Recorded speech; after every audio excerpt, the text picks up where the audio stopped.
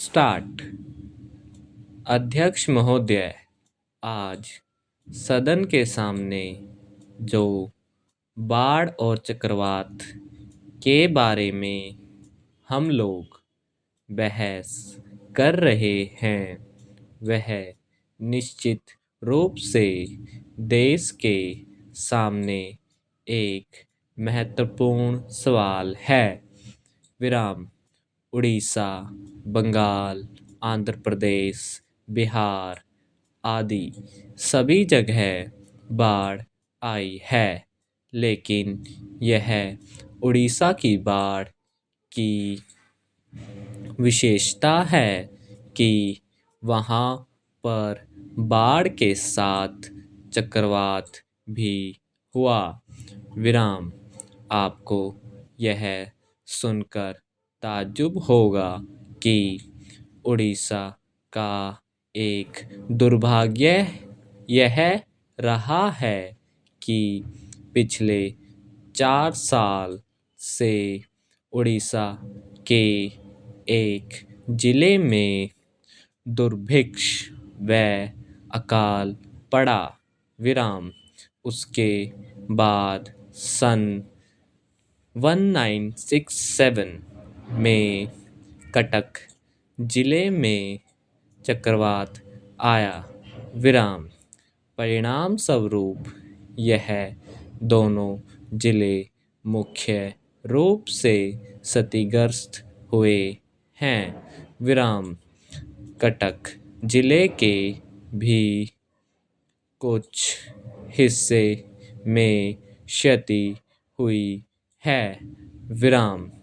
मेरा यह सरकार के खिलाफ आरोप है कि मेरे चुनाव क्षेत्र में पूरी जिले में 26 तारीख को जब चक्रवात हुआ तो आपको यह जानकर ताज्जुब होगा कि उसके बारे में मैंने प्रधानमंत्री जी को चिट्ठी लिखी और मैंने उनसे आग्रह किया कि वह खुद वहाँ पर जाएं या कुछ मंत्रियों को भेजें, लेकिन वह तत्काल वहाँ पर नहीं गए।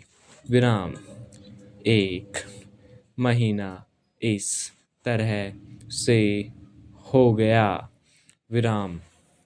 अब जाकर केंद्रीय सरकार की ओर से कुछ विशेषज्ञ वहाँ पर गए हैं।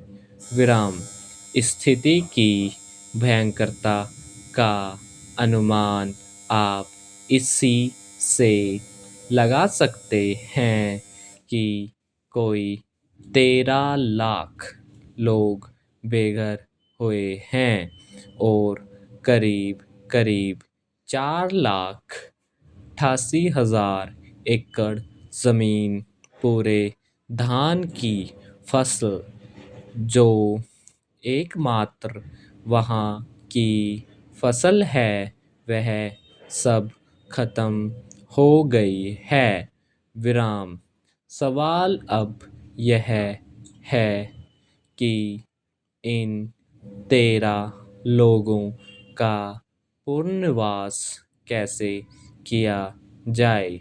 मेरा पहला सुझाव यह है कि वहाँ राहत कार्य के लिए राशन मुफ्त दिया जाए और तब तक दिया जाए जब तक वहाँ और कोई इंतज़ाम नहीं हो जाता।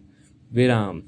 आपको यह भी पता है कि वहाँ पर बच्चों की पढ़ाई काफ़ी पीछे पड़ गई है। विराम। हाई स्कूल और प्रारंभिक स्कूल गिर चुके हैं। विराम, इसलिए वहाँ की फीस माफ़ की जाए और परीक्षा कुछ समय के लिए स्थगित की जाए। विराम।